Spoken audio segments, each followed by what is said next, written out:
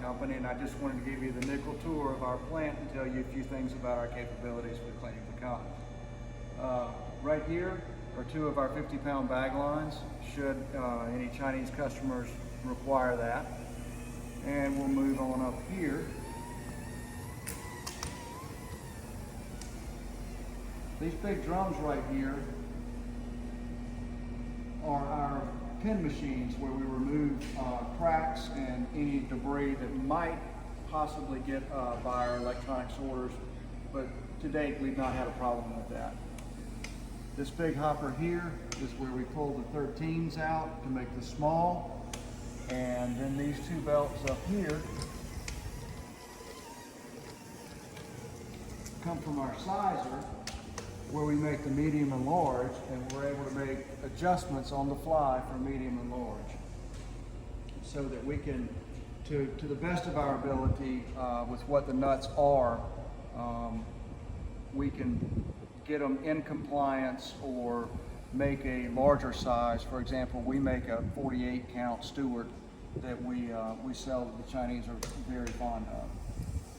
Right here are where we pull out our seconds. We have 4 adjustable variable speed drives on our blowers, and someone is constantly monitoring nuts off of these belts to make sure we're pulling out enough seconds and not contaminating the primary, but also not pulling out too many pecans.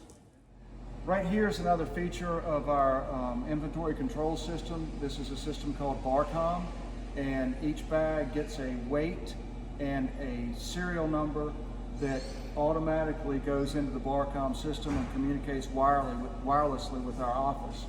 And then when the bags go to the warehouse, they are scanned into each lane with a hand scanner that again communicates wirelessly with the office and the system. These signs are the barcode signs that they scan the sign and the bag, so we know where any bag is in the warehouse at any given time. When we build a load in the system, they also have a piece of paper that prints out with that barcode, with a barcode on it for that particular load. And if the forklift driver tries to load an incorrect bag on that load, he immediately gets an alarm on his handheld unit, and we get a notification in the office that an incorrect bag may be potentially getting ready to get loaded on a truck. Just wanted to give everybody a quick glimpse into how I get around the plant and monitor things on a daily or hourly basis. We've pretty much got the plant rigged up where I can go anywhere that I need to get eyes and ears where they need to be.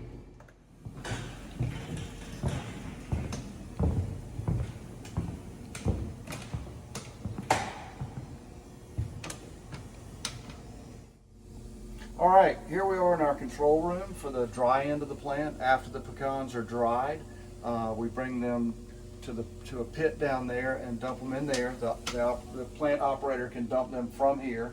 Here's the control panel with that controls all the belts that we need to move the nuts around the plant.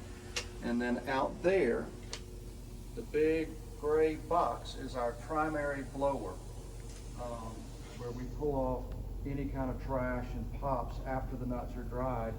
And the operator constantly monitors the trash that's coming out of there, and if adjustments needed, they can adjust it on this variable speed drive right here. Okay, then the nuts move on to our primary electronic sorters, which are right there, 4 Weco machines, and they are controlled by this panel right here. And then once they come through the primary sorters, then they go to the final sorters, which are the speed controls, and all the monitors and machine controls are done right here on these touch screens.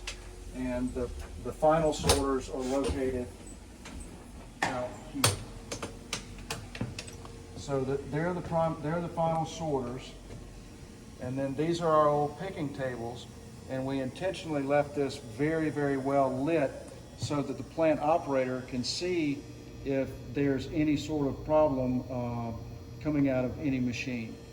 Now, one final thing that I haven't mentioned yet, and installed these, we started using these 2 years ago. These are headsets that all of our supervisors and operators wear. We have a dozen of them. They're controlled by this central command unit right here. So each of these headsets is noise canceling, and we can communicate with each other, and we can Bluetooth it into our cell phones if we need to. Firemen use these. So in this really noisy environment, it's really important that all of us can communicate effectively. So this operator can communicate with people down on the floor, and the sizer, and the forklift drivers, and then also with the pit man, and if she sees any sort of problem on the wet end, can talk directly to them in the same speaking voice that I'm using now. This is just a quick word on our plant air that supplies our 8 WECO machines, major WECO sorters, and then our 2 secondary sorters for the trash that I'll show you in a minute. But this, each one of these machines is capable of handling twice of what the load we put on it. Then we have our air dryer, and then over here we have another air dryer and another machine, so we're actually quadruple redundant.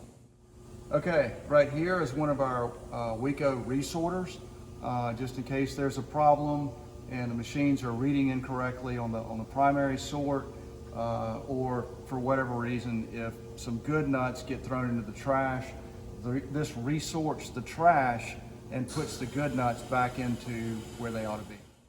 Okay, there's the rest of the plant back there, and there's nothing really special about it. As far as cleaning plants go, it's just blowers and screens and reels and different things to get sticks out. We do have one piece of equipment that's fairly unique to us where we can get larger sticks out. But this is where some of our unique capabilities start. This right here is a sizer that is in line after the destoner. And what's important about this sizer is when we have good nuts still in the shuck, coming from the farms, either early in the season or that 1 in 9 years that they just stay in the shuck and they're hard to get out, but they're actually good nuts. So there's 3 doors on here that are adjustable, so we can separate the shuck nuts from the nuts that don't have the shuck on them, or the hull, some people like to call them.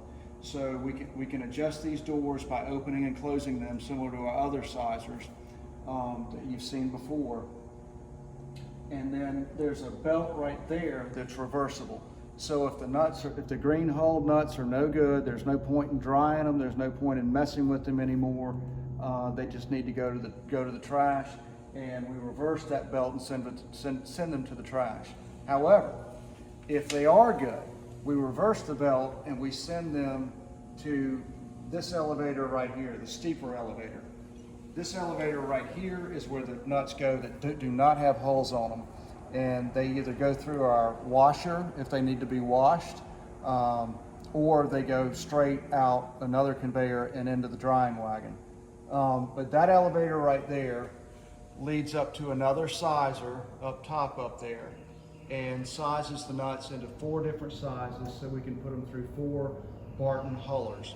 And each of the hullers are adjustable with a hydraulic gate where we can control the gap. And the reason we size them is so that we don't crush the larger nuts that need to have the hulls off, but we also don't miss the smaller nuts that need to have the hulls off.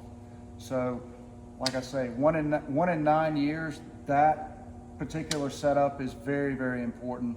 I believe it was 2010 when the Stewart's Desirables, nothing was coming out of the shuck, and we actually put 20% more for our growers into the sale, 20% more pounds.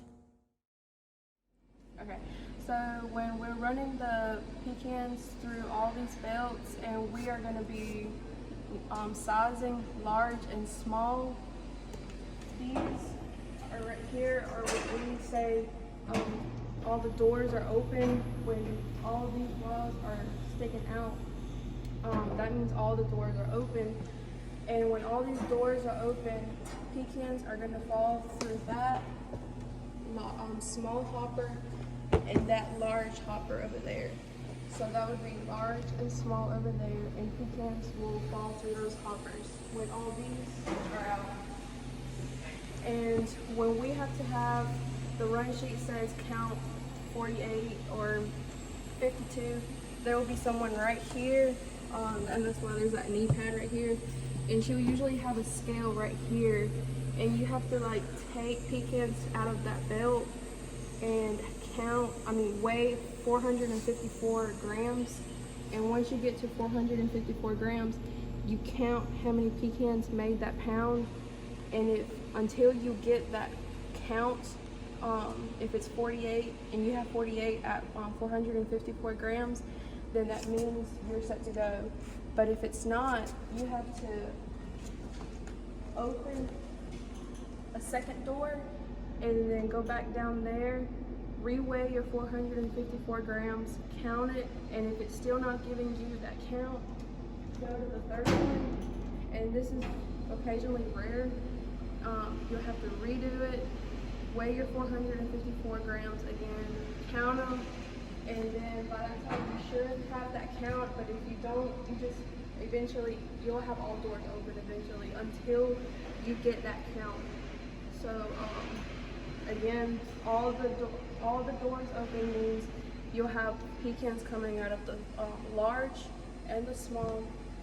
When you open the second door, then you'll have pecans coming out of the medium hopper. I think that's it.